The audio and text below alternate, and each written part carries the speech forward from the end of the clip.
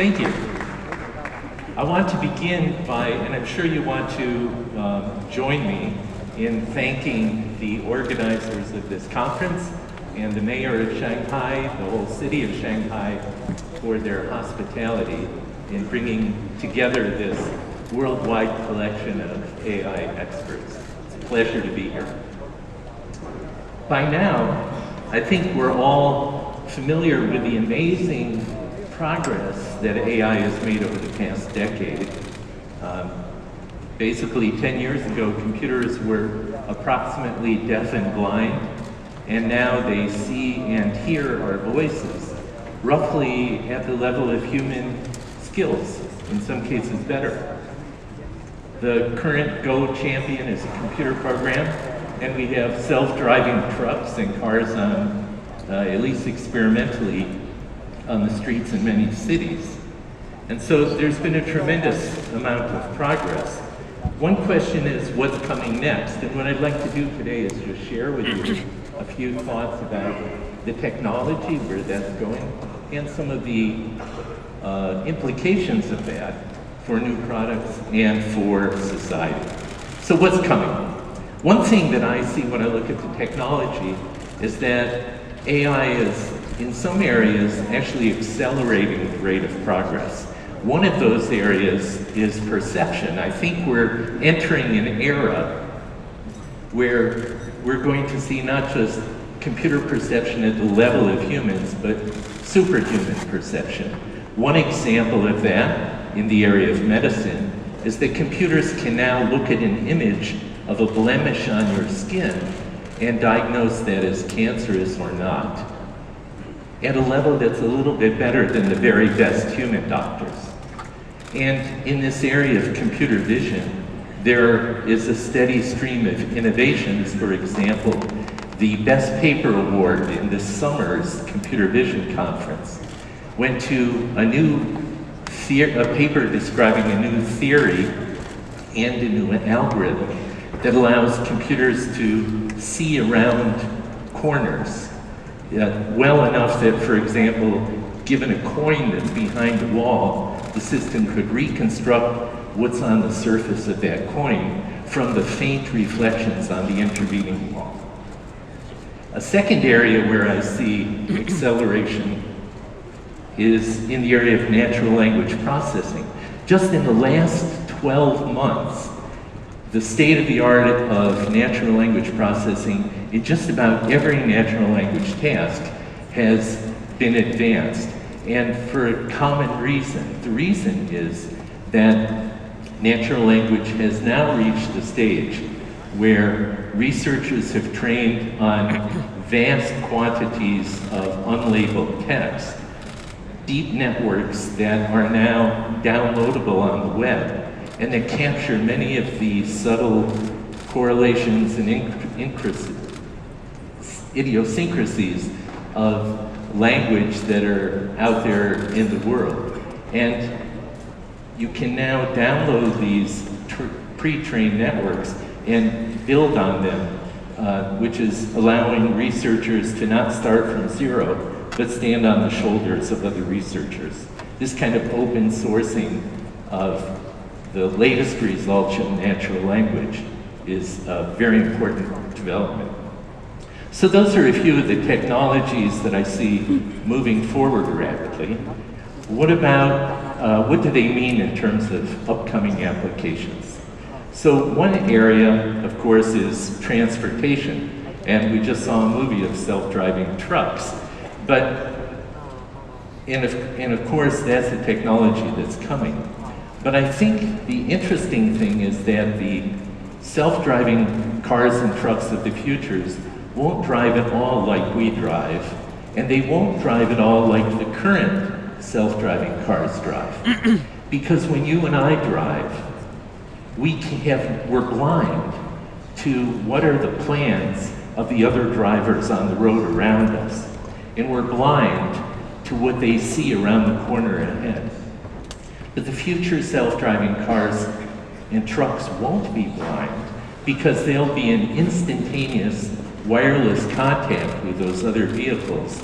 And so they will be able to see what we cannot the intent of the other vehicles on the road and what kind of surprises those vehicles see in the road ahead.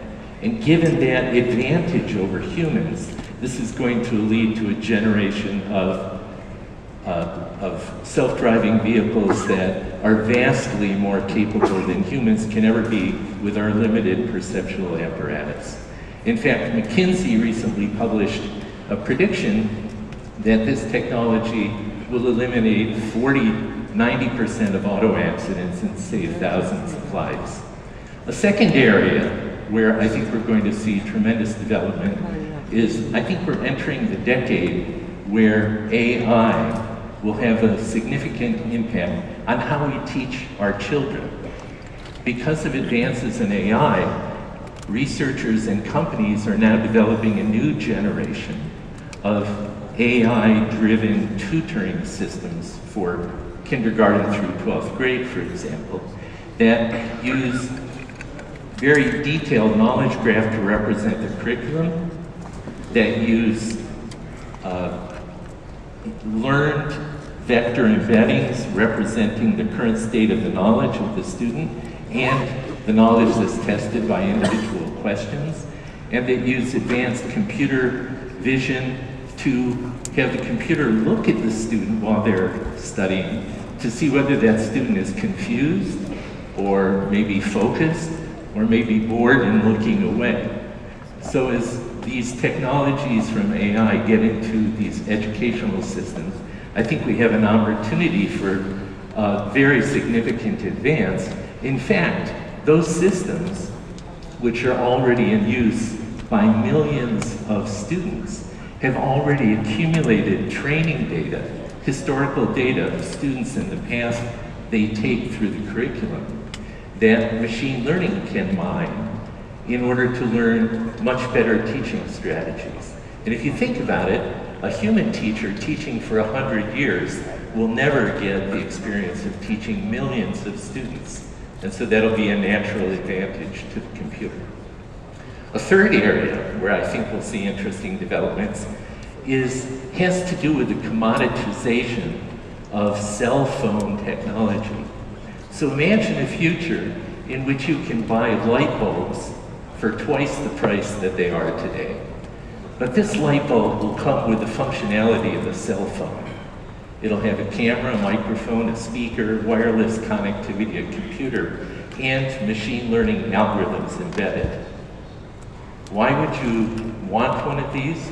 Because when you buy that light bulb and take it home and plug it in its environment, it can use that to learn regularities. For example, suppose we put one in a hospital patient room.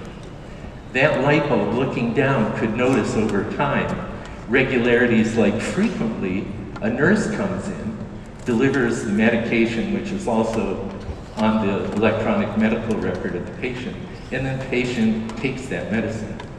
Once it's learned that regularity, it can then use that to detect exceptions. Maybe one day the nurse comes in and brings the wrong medicine that doesn't agree with the electronic medical record. Maybe one day she brings the right medicine, but the patient doesn't swallow it all. So once these regularities are learned, the learning light bulb can act as an alert system to spot these errors in the medical system.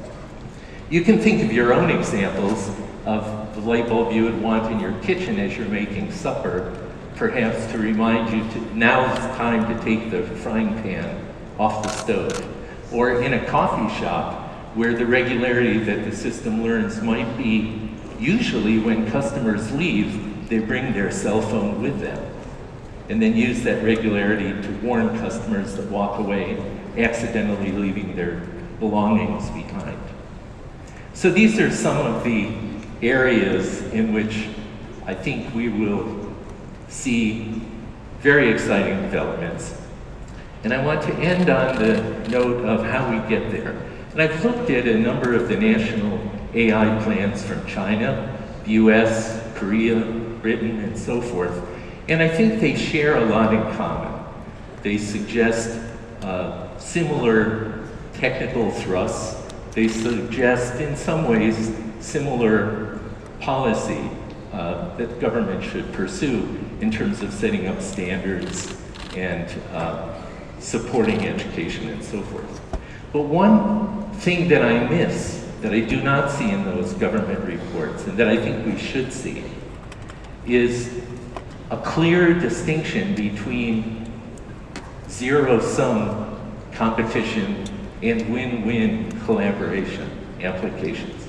Just to give an example, zero-sum, for example, if Germany produces one more better smart car and sells it, perhaps Japan will sell one less. It's a zero-sum game. But there are many applications that are really not zero-sum but win-win. Healthcare, education, environment, smart cities. And what I think these national strategies need, and I hope that the policymakers here agree and incorporate this into future plans, is a distinction that says for these win-win applications, the rational strategy for every country is not just to allow collaboration, but actually to promote collaboration and to find ways to, for example, share medical data internationally and share the algorithms and share the hard engineering work that we're going to have to all do in order to accelerate the development of AI for these win-win applications that really improve quality of life for all of us. So on that note, I want to again thank the World AI Conference for, I think, promoting this kind of collaboration. And thank you very much for your attention.